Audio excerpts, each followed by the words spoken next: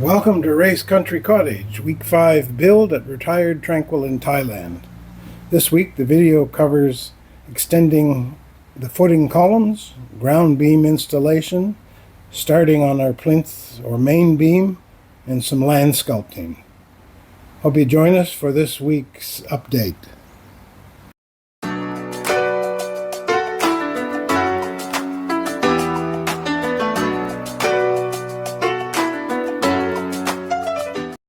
So as I mentioned last week, the carport floor beam had been poured higher than it was supposed to according to the blueprint. So it was because we were going to keep it that way, we decided, or the builder said, that the house footing columns had to come up 35 centimeters. So this is what's taking place now in the video. They've had to put forms in around all the columns. And they have had to pour 35 centimeters of new concrete on the previous concrete beams. They, in preparing for this, they have washed all the beams, tops, and they have used a solution, a bonding agent, special bonding agent solution that is poured on top of the old beam, and then, as you can see here, he's cleaning the beam, and then they pour the fresh concrete on top of that solution. I don't know what it is, but it's like a glue binding agent that holds it. Apparently this is an acceptable practice. And while I wasn't particularly pleased that this is where we'd gotten to with this, after doing some research, it seemed like it was an acceptable way of raising the footing columns. So just some pictures of the boys at work doing this.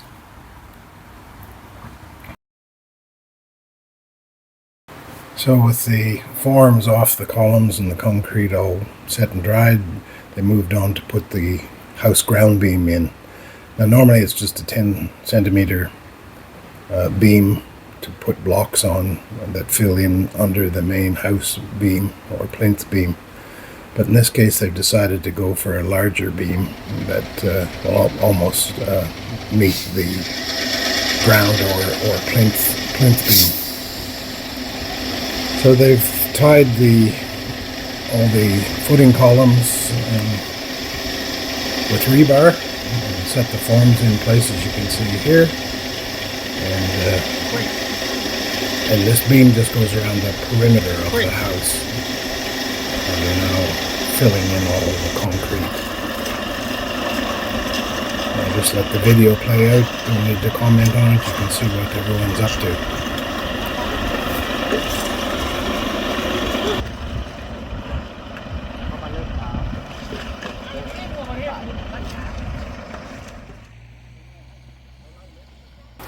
They tell me this is a lean concrete ground beam. Looking up lean concrete, it's good for under the foundation or main beam. It can be very smooth. It keeps the moisture and soil from touching and reaching the main beam. So there's quite an advantage apparently for this beam from what they tell me and from what I've read on the internet. So they got all the ground beam poured. End of a busy day, and the sun is setting very nicely in the west. Now they can get started on the plinth beam now once this concrete is cured. Forms off the ground beam, they've started to work on the main or plinth beam. You can see from the photos and the videos the rebar that goes into the beam is made on site. They pull all the 12 gauge rebar through the columns and form all the necessary metal works to create the beam. Interesting to watch, very manual intensive. I tried to do a video in video, but the sound wasn't good, so I've voiced over this, and you can ignore the picture of me up on the left.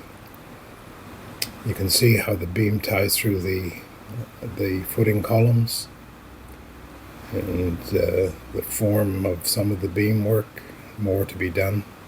This is called the doll, I'm told, in Thai, the wooden support structures that the bottom of the beam will sit on, and the internal of the house. So they pound wooden stakes into the ground. They've used string lines and everything to locate where the beam is to go internally according to the blueprint. Found these wooden stakes in, and now they're putting the base of the form in. They'll then have to do the rebar on the form, and eventually enclose it all in formwork to pour concrete.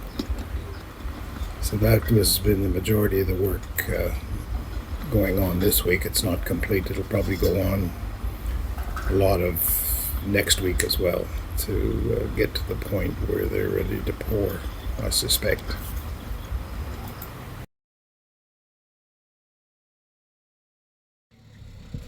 Here we are on site again today, and the tractor's busy with landsculpting, trying to get the dirt around the house and the different elevations, making some slopes 8 or 9 meters around the house, and then sloping down to the existing yard. So we went through 60 trucks yesterday, and probably another 60 or to 100 trucks today to finish off the back and the other side. And then we should be fairly right in terms of land and elevation.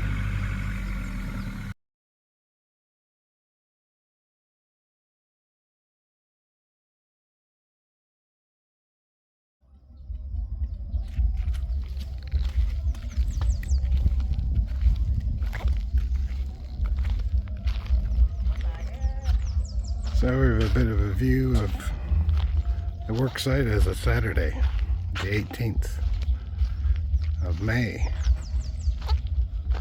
Just we have a walk around, just to show some of the land sculpting that's happened over the last week. The land has been brought up to the house, sculptured in terms of some sloping land from the house down to the road. Some cases it's two-tiered scoping.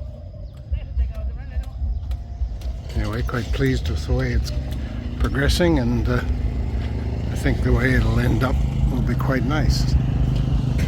Try and envisage landscaping with plants and trees and everything around the house. It should look good. And some of the landscaping has to contend with the construction equipment and materials still in place, so we'll have to finish off later once the house is built. But for now, we've got the general layout of the land. Flat in front of the house for about 8 or 9 meters, and slope down to the front of the house to a flat patch for trees. And on the side, you can see it's kind of a two-tier arrangements where it's flat around the house and then has a slope down to another tier that falls off to the other family properties. And as you walk towards the back of the property, the banana plantation off in the distance, which we'll have to tidy up at some point in time. Scan over to the RAce Cottage village, the builder's village, but then the land at the back of the house is flat. It probably comes out a good 20 meters, but the land need to be filled again where the builder's village is once they've finished and left. Anyway, and then at the back obviously it slopes down to the existing land height which we'll leave and then sort out what we do. Tidy up the banana plantation. And the back used for our own gardening and planting. So that's overall where we're at too on Saturday at lunchtime. Well, we'll probably wind up the video for this week.